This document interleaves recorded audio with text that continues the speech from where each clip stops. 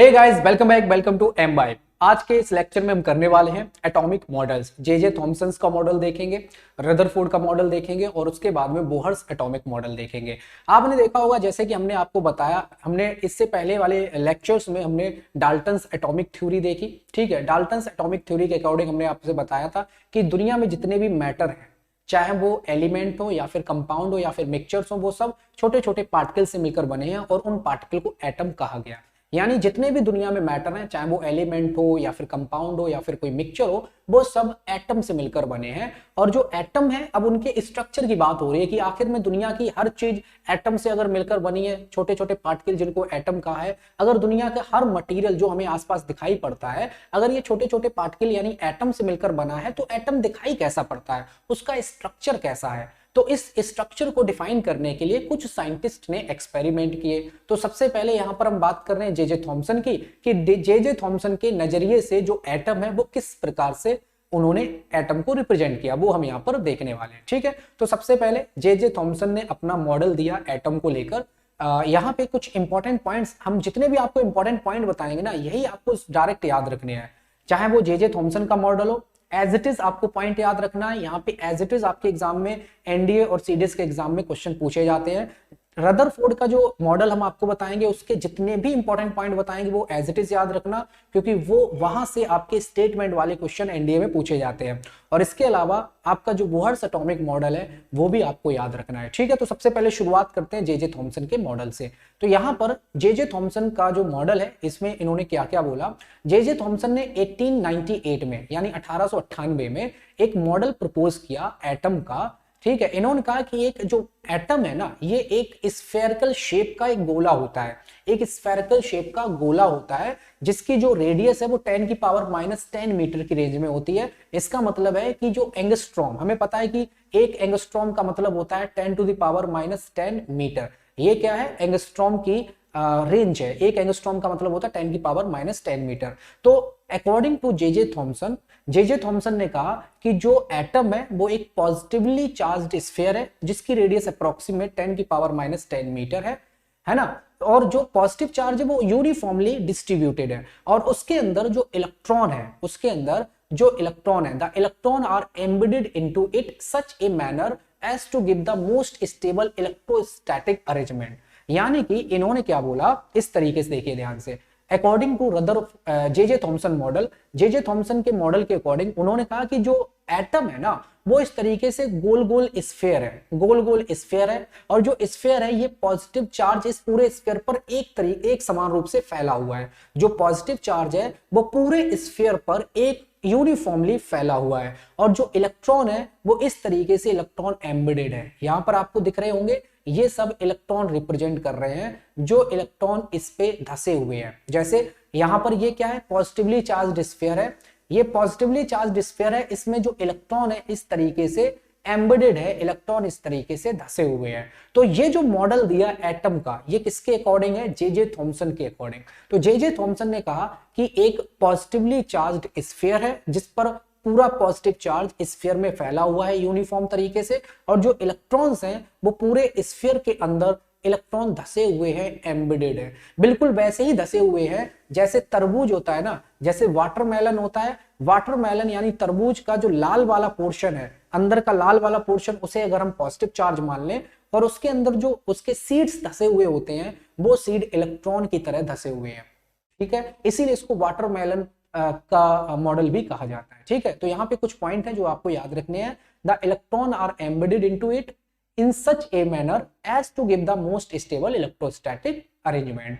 फिर इन्होंने कहा मैनी डिफरेंट नेम, इसके और भी अदर नेम है इस मॉडल के, जैसे plum pudding model. J Thomson के मॉडल को प्लम पुडिंग मॉडल भी कहा जाता है, रेजिन पुडिंग मॉडल भी कहा जाता है, और वाटरमेलन मॉडल भी कहा जाता है। तो इतना ही आपको ये याद रखना है। ठीक है, और दूसरी बात आपको याद रखनी है कि जो नेगेटिव चार्ज और जो पॉजिटिव चार्ज है, ये एक दूसरे को बैलेंस करते हैं। तो ये जो एटम है, होल एटम है, ये न्यूट्रल होता है। कैसा होता है गाइस, ये होल एटम न्यूट्रल की तरह बिहेव करता है, क्योंकि जितना नेगेटिव चार्ज होता है उतना ही पॉजिटिव चार्ज होता है। तो जो पूरा कंप्लीट एटम है ये न्यूट्रल होता है according to J Thomson model. ठीक है, तो इतने पॉइंट आपको समझ आ गए। अब हम बात करते हैं ये ज्यादा मॉडल जो जे थॉमसन का मॉडल है ये ज्यादा सक्सेसफुल नहीं रहा। फिर इसके बाद रदरफोर्ड ने अपना कुछ एक्सपेरिमेंट किया, जो फेमस एक्सपेरिमेंट है alpha particle scattering experiment. Rutherford ने अल्फा पार्टिकल स्कैटरिंग एक्सपेरिमेंट किया, वहां से बहुत सारे ऑब्जर्वेशन निकाले और उस ऑब्जर्वेशन के बेस्ड पर इन्होंने भी एक मॉडल दिया एटम को लेकर। ठीक है, तो सबसे पहले हम इनकी कुछ इंपॉर्टेंट बात डिस्कस करते हैं जहां से आपके एग्जाम में क्वेश्चन एज इट इज पूछे जाते हैं। तो सबसे पहले अल्फा पार्टिकल स्कैटरिंग एक्सपेरिमेंट में रदरफोर्ड ने दो चीजों को लिया। सबसे पहले एक गोल्ड फॉइल ली, क्या ली? गोल्ड फॉइल ली, यानी सोने की एक पतली परत ली। कितनी कितनी पतली परत ली? कम से कम 100 नैनोमीटर। नैनोमीटर मतलब समझते हो, एक नैनोमीटर का मतलब होता है 10⁻⁹ मीटर। यानी जो इतनी पतली परत ली, किसकी? सोने की। सोने की पतली से पतली परत ली जा सकती है क्योंकि सोना सबसे ज्यादा मैलेबल है। सबसे ज्यादा अगर कोई मैलेबल है, सबसे ज्यादा अगर कोई पतली से पतली शीट बनाई जा सकती है तो वो सोने की बनाई जा सकती है। इसीलिए इन्होंने गोल्ड की फॉइल ली, ठीक है, अपने एक्सपेरिमेंट के लिए। फिर दूसरा इन्होंने पॉइंट, दूसरी जो चीज ली वो ली अल्फा पार्टिकल। दूसरी इन्होंने अपने एक्सपेरिमेंट के लिए अल्फा पार्टिकल लिए। जो अल्फा पार्टिकल है ये क्या होते हैं? अल्फा पार्टिकल के बारे में आपको गाइस याद रखना है, अल्फा पार्टिकल हीलियम के नाभिक होते हैं, हीलियम के न्यूक्लियस होते हैं। He2+ से इसको हम रिप्रेजेंट करते हैं। हीलियम के जो न्यूक्लियस है, हीलियम का जो नाभिक है, उसी को अल्फा पार्टिकल कहा जाता है। अल्फा पार्टिकल के अंदर याद रखना 2 प्रोटॉन होते हैं और अल्फा पार्टिकल के अंदर 2 न्यूट्रॉन होते हैं। ठीक है, अल्फा पार्टिकल के अंदर 2 प्रोटॉन होते हैं और अल्फा पार्टिकल के अंदर 2 न्यूट्रॉन होते हैं। इन अल्फा पार्टिकल का जो मास है ये 4u होता है। अल्फा पार्टिकल का मास क्या होता है? 4u। मास ज्यादा होता है, इनके पास बहुत ज्यादा काइनेटिक एनर्जी होती है। तो जो अल्फा पार्टिकल है वो सोने की पतली परत को पार करते हुए जाते हैं। अल्फा पार्टिकल की सोने की पतली परत पर इन्होंने बमबार्डिंग करवाई, तो बहुत सारे ऑब्जर्वेशन निकले, वो हम यहाँ पर एक एक करके देखने वाले हैं। तो बात समझ आ गई? यहाँ पर आपको क्या याद रखना है? Rutherford and his student, Rutherford और उनके जो स्टूडेंट्स थे, इनमें से एक थे गीगर, ठीक है, हैंस गीगर, और एक अर्नेस्ट मार्सडर। 2 स्टूडेंट, इन्होंने, रदरफोर्ड ने अपना खुद एक्सपेरिमेंट किया और साथ साथ में अपने स्टूडेंट्स को भी ले लिया, गीगर और मार्सडर। ठीक है, इनके साथ इन्होंने एक्सपेरिमेंट किया। इन्होंने क्या किया? वेरी थिन गोल्ड फॉइल, यानी कि सोने की बहुत पतली परत पर अल्फा पार्टिकल की बमबार्डिंग करवाई, अल्फा पार्टिकल की बमबार्डिंग करवाई। तो हमने यहाँ पर क्या बताया? सोने की पतली परत, इन्होंने सोने की ही पतली परत क्यों ली? गोल्ड की ही फॉइल क्यों ली? क्योंकि गोल्ड ऐसी मेटल है जिसका पतला से पतला यानी पतली से पतली शीट बनाई जा सकती है, क्योंकि दुनिया में ये सबसे ज्यादा मैलेबल माना जाता है। 100 नैनोमीटर इतनी पतली तक इसकी शीट ली इन्होंने। और अल्फा पार्टिकल क्या होते हैं? हीलियम के न्यूक्लियस होते हैं, हीलियम के नाभिक होते हैं अल्फा पार्टिकल, जिनके अंदर 2 प्रोटॉन 2 न्यूट्रॉन होते हैं और इनका मास 4u होता है। ठीक है ना? अब हम बात करते हैं इनके कुछ इंपॉर्टेंट पॉइंट्स की। जैसे ये एटम्स हैं, ये क्या है? ये एटम्स हैं बहुत पास पास, किसके? सोने की जो पतली परत है, सोने की पतली परत के ये एटम्स हैं। सोने की पतली परत के क्या है गाइज? ये एटम्स हैं जो कि बहुत पास पास हैं। इस तरीके से सोने की पतली परत के, जो कि बहुत ज्यादा पतली परत ली, 100 नैनोमीटर की पतली परत ली, जो कि इस तरीके से एटम्स हैं। जब इन्होंने अल्फा पार्टिकल की बमबार्डिंग करवाई तो ज्यादातर अल्फा पार्टिकल सीधे निकल गए, कुछ अल्फा पार्टिकल वापस आ गए, कुछ अल्फा पार्टिकल कुछ एंगल पर डिफ्लेक्टेड हो गए। इनसे बहुत सारे कंक्लूजन निकले, वही कंक्लूजन आपको डायरेक्ट याद रखने हैं। ठीक है, चलिए शुरू करते हैं। तो सबसे पहले इन्होंने क्या क्या ऑब्जर्व किया वो आपको याद रखना है। इन्होंने ऑब्जर्व किया most of the fast moving alpha particle passed straight through the gold foil, यानी जो सोने की पतली परत थी ना, सोने की पतली परत से ज्यादातर जो अल्फा पार्टिकल थे वो सीधे निकल गए। अब जब ज्यादातर अल्फा पार्टिकल सोने की पतली परत से सीधे निकल गए, इससे क्या शो हो रहा है? इससे यह शो हो रहा है कि जो सोने की पतली परत है वो सिंपल सी बात है, सोने के एटम से मिलकर बनी होगी, सोने के परमाणुओं से मिलकर बनी होगी। तो जब सोने के एटम से अल्फा पार्टिकल सीधे निकल गए, तो अल्फा पार्टिकल सीधे निकलने का मतलब है कि एटम के अंदर बहुत ज्यादा फ्री स्पेस है, बहुत ज्यादा फ्री स्पेस है, क्योंकि एटम के अंदर बहुत ज्यादा फ्री स्पेस होगा तभी तो अल्फा पार्टिकल सीधे निकल गए। बात समझ आ रही है? अगर फ्री स्पेस ना होता तो अल्फा पार्टिकल उससे टकराते। तो अल्फा पार्टिकल जब सीधे निकल गए तो इससे यह पता चला कि जो एटम है ना, एटम के अंदर बहुत सारा फ्री स्पेस है। तो पहले तो इन्होंने ये ऑब्जर्व किया most of the fast moving alpha particle passed straight through the gold foil. Second पता किया, सेकंड जो ऑब्जर्व किया इन्होंने, some of the alpha particle were deflected by the foil by small angle. कुछ अल्फा पार्टिकल ऐसे थे वो थोड़े से एंगल से डिफ्लेक्टेड हो गए। जैसे ये सोने के पार्टिकल हैं, ये क्या है, सोने के एटम्स हैं, ध्यान से समझना, ये अगर सोने के एटम्स हैं तो कुछ अल्फा पार्टिकल ऐसे थे जो कुछ एंगल से ऐसे डिफ्लेक्ट हो गए। ठीक है, तो ये सेकंड पॉइंट याद रखना। Third point, surprisingly 1 out of every 12,000 या फिर एवरी 20,000। तो सरप्राइजिंगली उन्होंने क्या देखा कि कुछ अल्फा पार्टिकल यानी हर एक 12,000 अल्फा पार्टिकल में से या 20,000 अल्फा पार्टिकल में से एक अल्फा पार्टिकल ऐसा था जो डायरेक्ट सीधे सीधे गया और टकरा के एग्जैक्ट 180 डिग्री वापस आ गया, 180 डिग्री जस्ट वापस आ गया। अब इससे क्या पता चलेगा वो हम आगे देख लेंगे। पहले आपको ये ऑब्जर्वेशन याद रखने हैं कि इन्होंने अपना जब अल्फा पार्टिकल की बम्बार्डिंग की गोल्ड फॉइल पर, सोने की पतली परत पर, किसने, रदरफोर्ड ने और उनके साथ में उनके स्टूडेंट्स ने। तो जब अल्फा पार्टिकल की सोने की पतली परत पर बम्बार्डिंग की तो ज्यादातर अल्फा पार्टिकल सीधे निकल गए, कुछ अल्फा पार्टिकल कुछ एंगल पर डिफ्लेक्ट हुए और कुछ अल्फा पार्टिकल, बहुत कम अल्फा पार्टिकल यानी हर 12,000 या 20,000 में से कोई एक अल्फा पार्टिकल सीधे गया और सीधे वापस आ गया टकराकर 180 डिग्री। ठीक है, तो ये कुछ ऑब्जर्वेशन थे। अब इन्हीं ऑब्जर्वेशन के बेस्ड पर, on the basis of the observation, इन्होंने कुछ कंक्लूजन निकाले। क्या कंक्लूजन निकाले? सबसे पहला, most of the space inside the atom is empty. कैसे पता चला? क्योंकि ज्यादातर जो अल्फा पार्टिकल थे वो सोने की पतली परत को पार करते हुए चले गए, मतलब सोने के जो एटम थे, परमाणु थे, एटम को पार करते हुए चले गए। इससे ये पता चला कि जो एटम है ना उसके अंदर बहुत सारा फ्री स्पेस है। ठीक है ना, तो वही यहां पर कंक्लूजन निकला। क्या? Most of the space inside the atom, atom के अंदर ज्यादातर जो स्पेस है वो एम्प्टी है। क्यों? Because most of the alpha particle passed through the gold foil without getting deflected. कैसे पता चला कि एटम के अंदर ज्यादातर फ्री स्पेस है? क्योंकि ज्यादातर जो अल्फा पार्टिकल थे वो बिना डिफ्लेक्शन के, बिना मुड़े सीधे निकल गए। ये बात समझ आ गई। इसके बाद में पॉइंट याद रखना है second, very few particle were deflected from there path. कुछ पार्टिकल ऐसे थे, कुछ अल्फा पार्टिकल ऐसे थे जो थोड़ा सा अपने पाथ से डिफ्लेक्ट हुए। इससे ये पता चल रहा है, indicating that positive charge of the atom occupies very little space. यानी कि एटम के अंदर यहां पे बहुत छोटी सी जगह पर कोई पॉजिटिव चार्ज है, छोटी सी जगह पर कोई पॉजिटिव चार्ज है। क्यों? क्योंकि जो अल्फा पार्टिकल आ रहा है, ये अल्फा पार्टिकल कैसा होता है? पॉजिटिवली चार्ज होता है। अल्फा पार्टिकल पर कैसा चार्ज है? पॉजिटिव चार्ज है। तो जब अल्फा पार्टिकल आ रहा था इस तरीके से और ये थोड़ा सा रिपल हो जाएगा तभी तो डिफ्लेक्ट होगा, थोड़ा सा रिपल होगा। और हमें पता है जो पॉजिटिव चार्ज होते हैं वो एक दूसरे को रिपल करते हैं। तो सेकेंड पॉइंट से क्या पता चला? Very few particle were deflected from there path. यानी कुछ जो अल्फा पार्टिकल आ रहे थे ये अपने पाथ से थोड़ा सा डिफ्लेक्ट हुए, बहुत कम अल्फा पार्टिकल डिफ्लेक्ट हुए। इसका मतलब है कि एटम के अंदर कहीं छोटी सी जगह पर एक पॉजिटिव पॉइंट है, एक पॉजिटिव एरिया है, जिसकी वजह से अल्फा पार्टिकल पर रिपल्सन फोर्स लगा और वो डिफ्लेक्ट हो गए थोड़ा सा। बात समझ आ रही है? ये सेकंड पॉइंट से पता चला।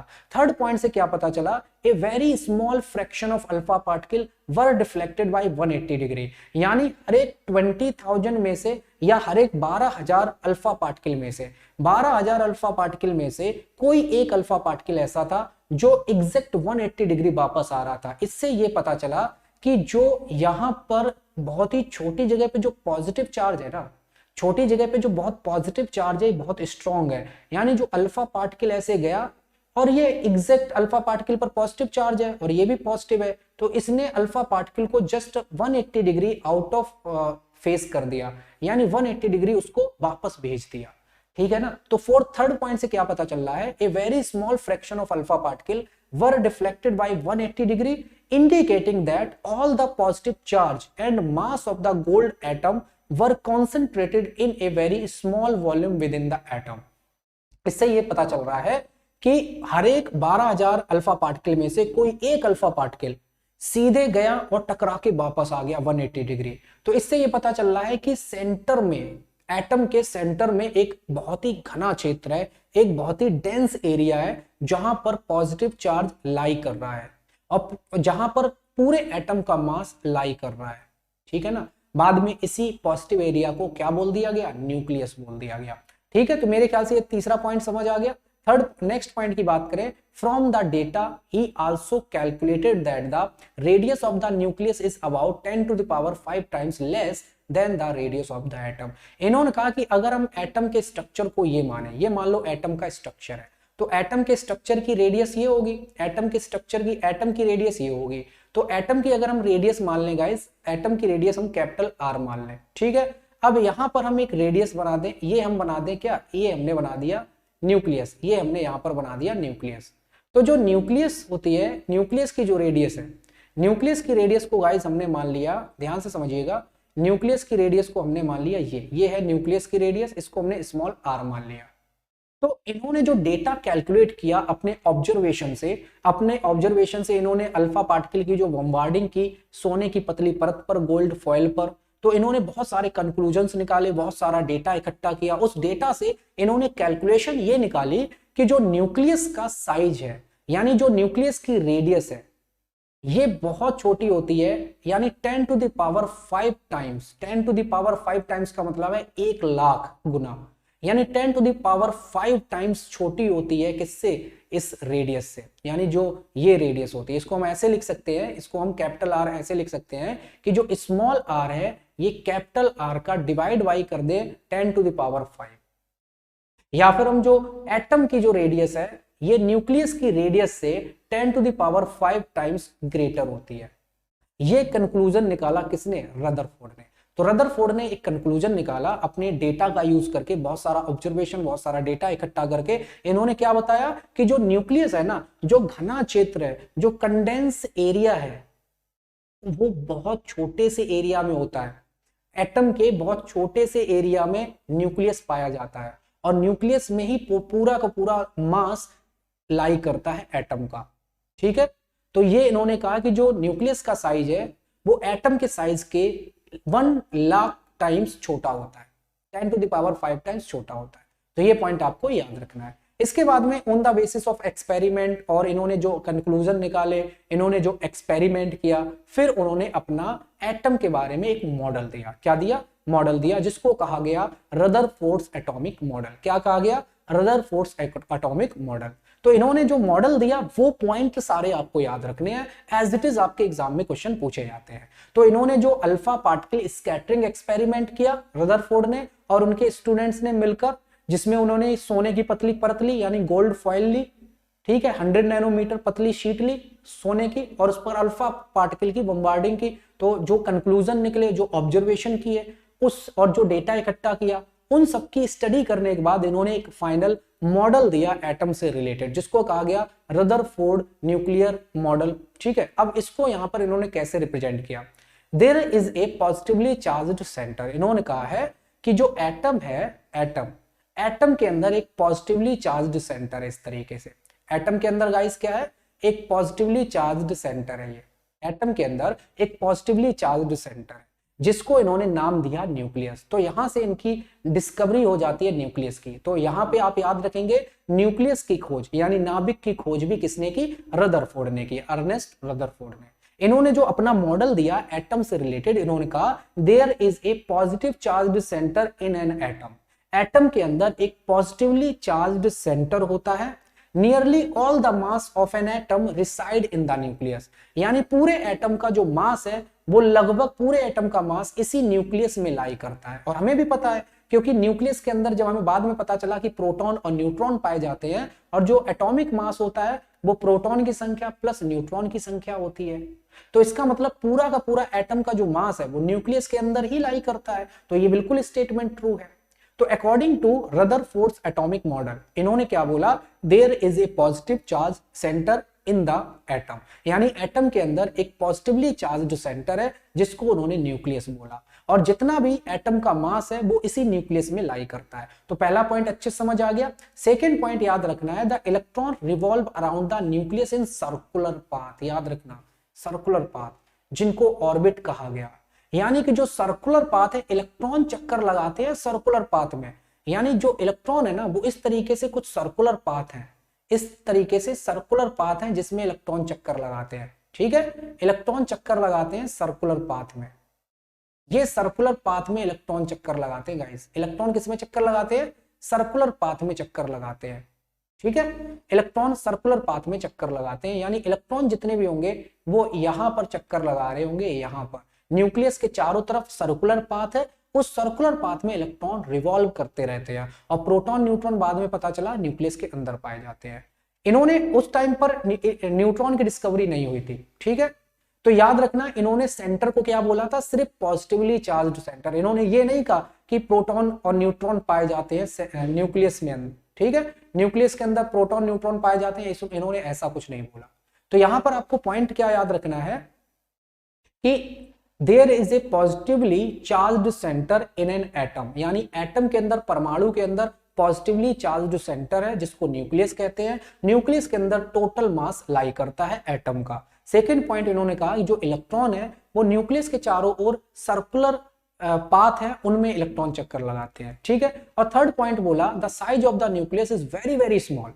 न्यूक्लियस का जो साइज है बहुत स्मॉल है as compare to the size of the atom. जैसा कि हमने आपको बताया कि जो न्यूक्लियस का साइज है वो 10 to the power 5 times atom के साइज से छोटा होता है। एटम का साइज एटम के न्यूक्लियस के साइज से 10 टू द पावर 5 टाइम्स ज्यादा होता है। बात क्लियर है? तो ये तीन इंपॉर्टेंट पॉइंट इन्होंने दिए थे और यहां से आपके एनडीए एग्जाम में क्वेश्चन एज इट इज पूछा गया था, ठीक है। तो इस तरीके से आपको दिखाई पड़ेगा किसका, रदरफोर्ड का एटॉमिक मॉडल, जिसमें पॉजिटिव चार्ज है, ठीक है, जिसमें एक सेंटर है, सेंटर में पॉजिटिव चार्ज है, ये सेंटर में पॉजिटिव चार्ज है और जो इलेक्ट्रॉन है वो सर्कुलर ऑर्बिट में न्यूक्लियस के चारों ओर चक्कर लगा रहे हैं। बस इतना इन्होंने बोला। अब इनकी एक ड्रॉबैक थी, बहुत ही फेमस ड्रॉबैक, यानी जो इन्होंने कहा है कि इलेक्ट्रॉन रिवॉल्व कर रहे हैं किसके चारों तरफ, न्यूक्लियस के चारों तरफ सर्कुलर पाथ में। तो हमें पता है कि जब हम सर्कुलर मोशन पढ़ते हैं ना, तो हमने ये सर्कुलर मोशन लिया, ध्यान से समझना, ये हमने सर्कुलर पाथ लिया। अगर कोई पार्टिकल सर्कुलर पाथ में मोशन करता है, ये सेंटर है, ये क्या है, सेंटर है, ये हमने एक m किलोग्राम का कोई पार्टिकल लिया। जब कोई m किलोग्राम का गाइस पार्टिकल v मीटर पर सेकेंड की वेलोसिटी से इस सर्कुलर पाथ में मूव करेगा तो इसकी बार बार डायरेक्शन चेंज होगी, इसकी बार बार क्या चेंज होगी, डायरेक्शन चेंज होगी। और हमें पता है कि जब वेलोसिटी की बार बार डायरेक्शन चेंज होगी सर्कुलर पाथ में मूव करते हुए, जब वेलोसिटी चेंज होगी, वेलोसिटी की जब डायरेक्शन, इस पार्टिकल की जब डायरेक्शन चेंज होगी तो इसमें एक्सीलरेशन होगा। इसमें क्या होगा, एक्सीलरेशन होगा। कौन सा एक्सीलरेशन होगा, सेंट्रीपिटल एक्सीलरेशन। तो इसमें सेंट्रीपिटल एक्सीलरेशन होगा जो हमेशा सेंटर की तरफ लगेगा।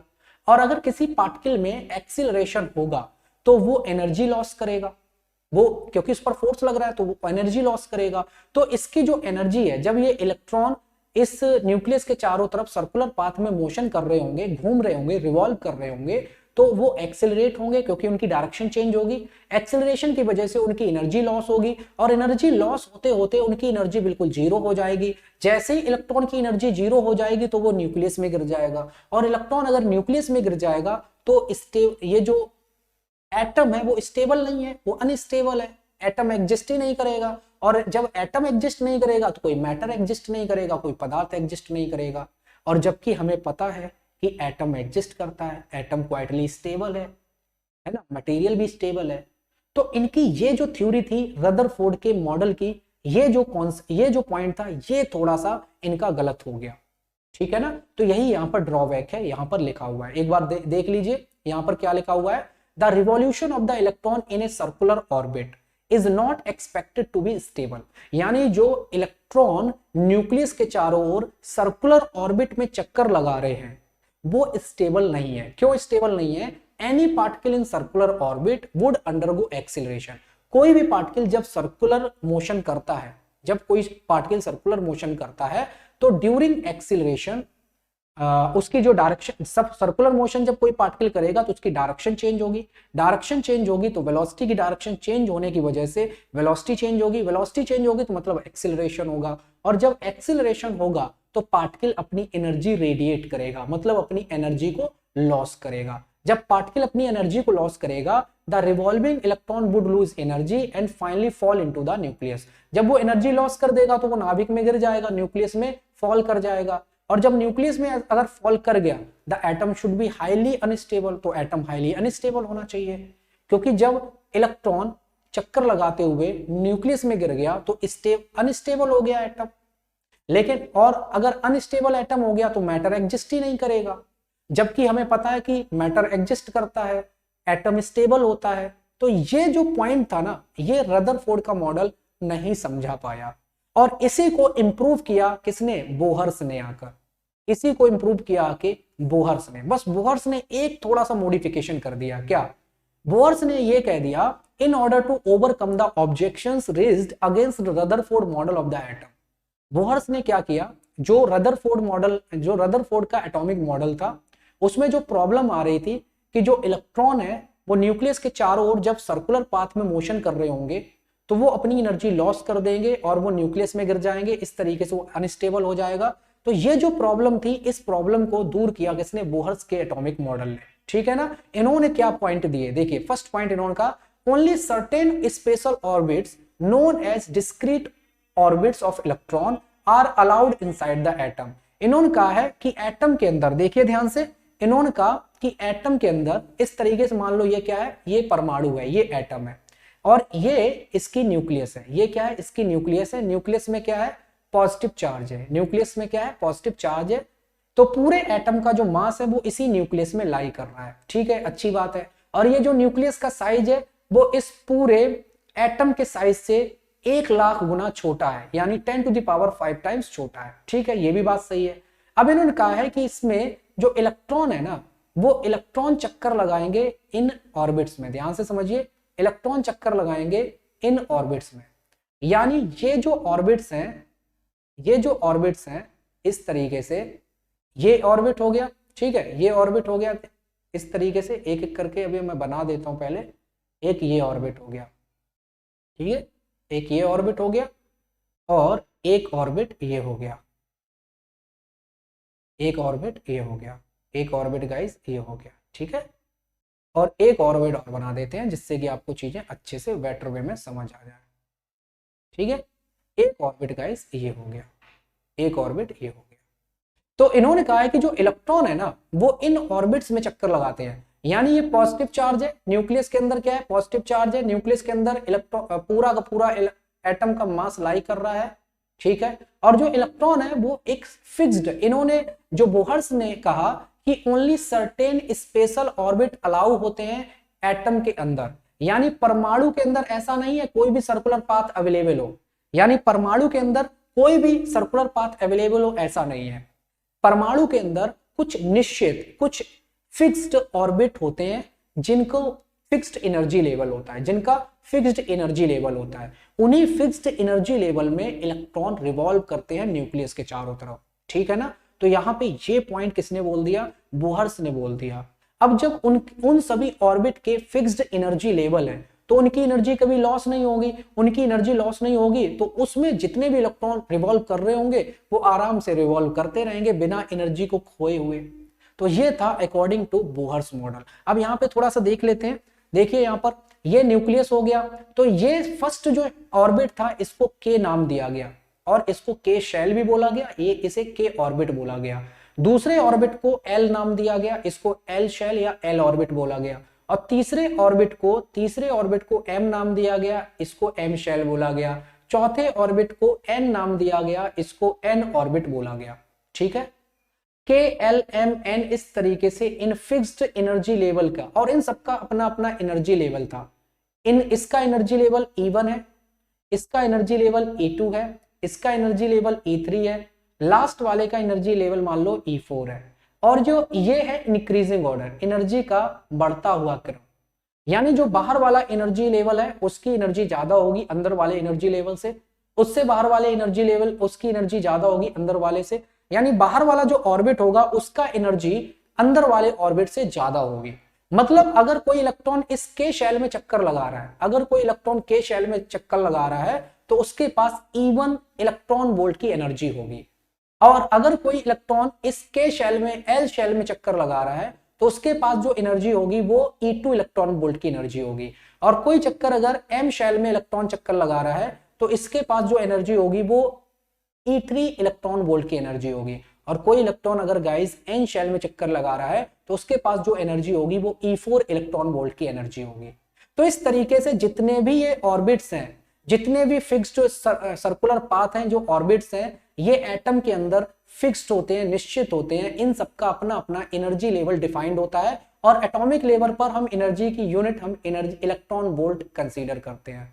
ठीक है, E1 electron volt, E2 electron volt, E3 electron volt, E4 electron volt. तो मेरे ख्याल से आपको ये पॉइंट समझ आ गया होगा।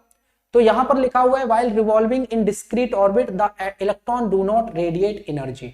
अब यहां पर आपको याद रखना है के शेल में, एल शेल में, एम शेल में, एन शेल में कितने नंबर ऑफ इलेक्ट्रॉन फिल किए जा सकते हैं। ठीक है, तो मैक्सिमम नंबर ऑफ इलेक्ट्रॉन कितने फिल किए जा सकते हैं ये आपको याद रखना है। इन सभी शेल को हम एनर्जी लेवल भी कहते हैं, फिक्स्ड एनर्जी लेवल।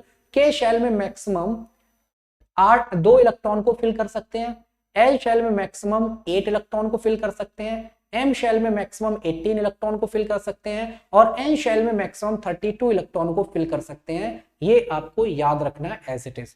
इसमें एक रूल हम यूज करते हैं according to Bohr and Bury model, according to Bohr's and Bury 2n square. 2n square का मतलब है इसके अकॉर्डिंग हम इलेक्ट्रॉन को फिल करते हैं K shell, L shell, M shell और एन शेल में, जहां पर n क्या है, n है नंबर ऑफ ऑर्बिट। देखिए कैसे, ये 2n स्क्वायर आपको याद रखना है। के शेल के लिए अगर हम बात करें स्मॉल n की वैल्यू हम 1 यूज करेंगे, तो के शेल में हम मैक्सिमम जो इलेक्ट्रॉन फिल कर सकते हैं वो कर सकते हैं 2 × 1 का स्क्वायर दैट इज 2 इलेक्ट्रॉन। और एल शेल के लिए हम n की वैल्यू 2 यूज करेंगे, ठीक है, क्योंकि ये सेकेंड ऑर्बिट है। एन के शेल क्या था, फर्स्ट ऑर्बिट था, के शेल फर्स्ट ऑर्बिट था, एल शेल उससे बाहर ऑर्बिट था, सेकेंड ऑर्बिट था, इसीलिए n की वैल्यू हम यहाँ 2 यूज करेंगे। ठीक है, तो इसमें हम मैक्सिमम कितने इलेक्ट्रॉन फिल कर सकते हैं, n की वैल्यू 2 पुट कर दी तो 8 इलेक्ट्रॉन फिल कर सकते हैं। और m शेल में मैक्सिमम कितने इलेक्ट्रॉन फिल कर सकते हैं, n की वैल्यू हम 3 रख देंगे m शेल के लिए, तो m शेल में मैक्सिमम 2 × 3 का square that is 18 number of electron fill कर सकते हैं। और n शेल में हम मैक्सिमम n की वैल्यू 4 रख देंगे तो 4 का स्क्वायर यानी 32 इलेक्ट्रॉन फिल कर सकते हैं। ये आपको याद रखना है, इस तरीके से इलेक्ट्रॉनों की फिलिंग की जाती है और यहां से भी आपके एनडीए एग्जाम में क्वेश्चन पूछा गया है। तो मेरे ख्याल से आपको समझ आ गया होगा कि जे थॉमसन का मॉडल क्या है, रदरफोर्ड का मॉडल क्या है एटम को लेकर, और लास्ट में बोहर्स एटॉमिक मॉडल क्या है। ठीक है, तो यहाँ पे जो फिक्स्ड एनर्जी लेवल के ऑर्बिट बताया है वो किसने बताया, बोहर्स वरी ने, या फिर बोहर्स मॉडल में बताया गया। लेकिन जो रदरफोर्ड ने बताया था कि न्यूक्लियस के चारों ओर इलेक्ट्रॉन चक्कर लगा रहे हैं, वो सर्कुलर पाथ में उन्होंने बोला कि सर्कुलर पाथ में चक्कर लगा रहे हैं। ठीक है, तो मेरे ख्याल से आपको ये टॉपिक अच्छे से समझ आ गया होगा। यहां से आपके एग्जाम में सीधे सीधे क्वेश्चन पूछे जाएंगे, इसको अच्छे से कवर कर लेना। ये टाइम टेबल है आपका एनडीए और अग्निवीर एग्जाम्स के लिए। अभी तक आपने एम्बाइब एप्लीकेशन को डाउनलोड नहीं किया तो डाउनलोड करके इंस्टॉल कर ले, क्योंकि एम्बाइब एप्लीकेशन पे आपको मिलने वाली है 3D विजुअलाइजेशन के साथ, 3D एनिमेशन के साथ पूरा का पूरा बेस्ट कंटेंट, जिससे आप अपनी प्रिपरेशन को स्ट्रांगली प्रिपेयर कर सकते हैं, आप अपने कॉन्सेप्ट को स्ट्रांग कर सकते हैं, क्वेश्चन प्रैक्टिस कर सकते हैं और टेस्ट वहां पर दे सकते हैं। अगर आपने imbibe achieve defence Telegram channel को ज्वाइन नहीं किया तो ज्वाइन कर लें, सभी क्लासेस की पीडीएफ वहां पर शेयर कर दी जाती है। तो मेरे ख्याल से ये टॉपिक आपको अच्छे समझ आ गया होगा। मिलते हैं फिर नेक्स्ट क्लास में, किसी भी टाइप के डाउट हो तो कमेंट करके पूछ लीजिएगा। मिलते हैं फिर नेक्स्ट क्लास में, तब तक के लिए थैंक यू, शुक्रिया। Keep embibing and we believe in you.